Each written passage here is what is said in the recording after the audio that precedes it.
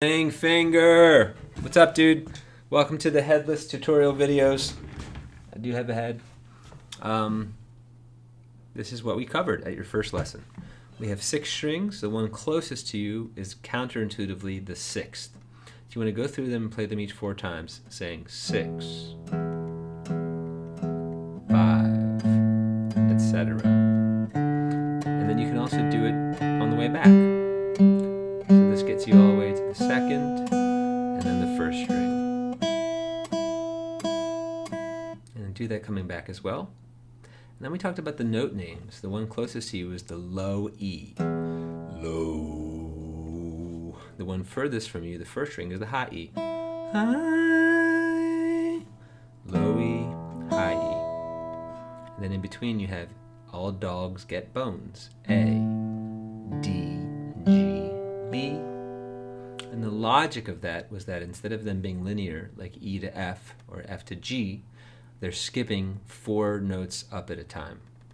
So if I start on the A, all, which is the 5th string, A, B, C, D, that's 4. Then again, D, E, F, G, that's my G string, and so forth. G to B is an anomaly, that's a 3rd, G, A, B. And then it's a 4th again, B, C, D, E. So that's the logic, that's 4 letters away each open string, with that one kink in the chain. G to B is 3 letters away. Now you want to take a single string, the high E, and play a major scale. These are called extended because they're stretched across one string. And you start even, open, 2, 4, then you go odd for the rest of the way. 5, 7, 9, 11. And then 12 is the octave. So same as the starting note, E to E.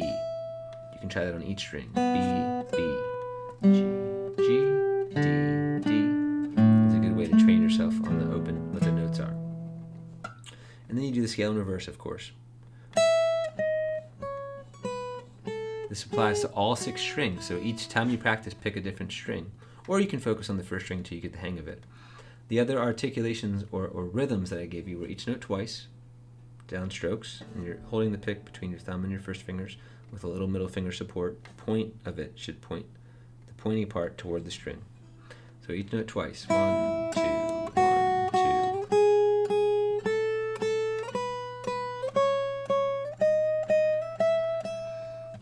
And then on the way down, of course, and then on off with the other articulations. So start with the double open E, and then it's on off, on off, on off, just to create a nice texture.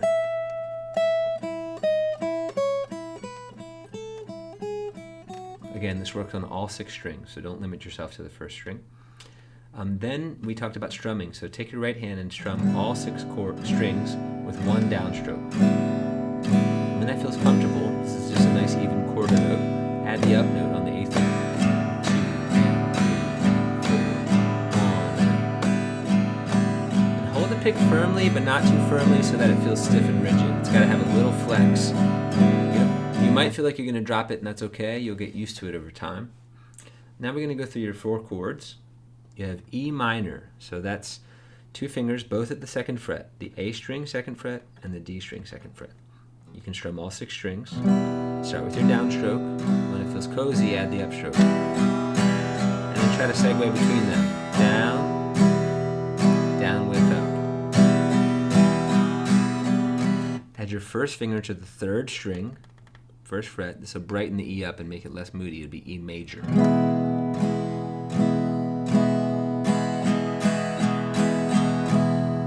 Now shift this whole structure down away from you. This becomes A minor. Now we're leaving out the low E. We're starting with the A string because it's an A chord. So that's the root now. So it's a 5 string, not a 6 string chord. Downstrokes, down with up. Now we're going to tuck your pinky into the 2nd fret. So all of these are crammed into the 2nd fret and your 1st finger is obviated. It's just hanging out here doing nothing. This is A major. Still a 5 string chord because it's still an A chord. A in the bass.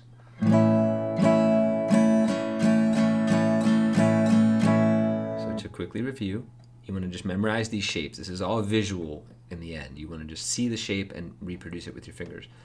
E minor, E major, A minor is the same shape as E major, shifted down, and then A major, pinky.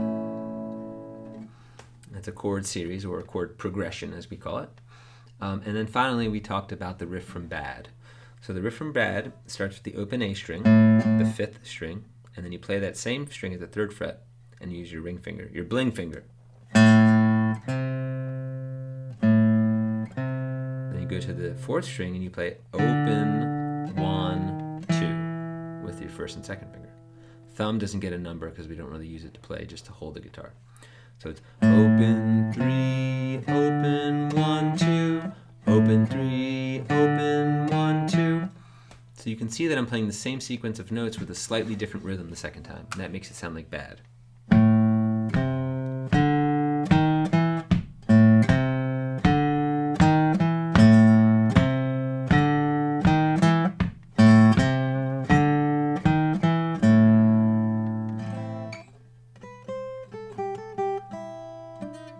I'm thinking about the shins. If you're feeling ambitious, start on the high E string at the 5th fret and see if you can play that melody from New Slang. You know how New Slang goes. That melody, you can go.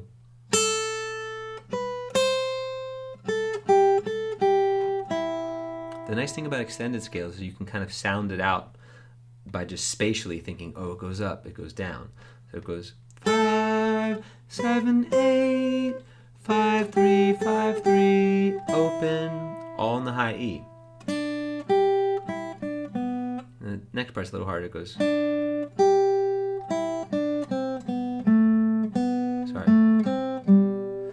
I'll explain that. 2nd string, 3rd fret. Wait, no. Let me think about this. Okay, yeah. 2nd string, 3rd fret. Then to the high E. Same fret. And then you play open. And then the 2nd string is 3, 1, open. So that's 3, 3, open, 3, 1, open. Now we're on the 3rd string, 2, B string 1, open G. So 2, 1, open. 5, 7, 8, 5, 3, 5, 3, open. Switching strings, 3, 3, 0, 3.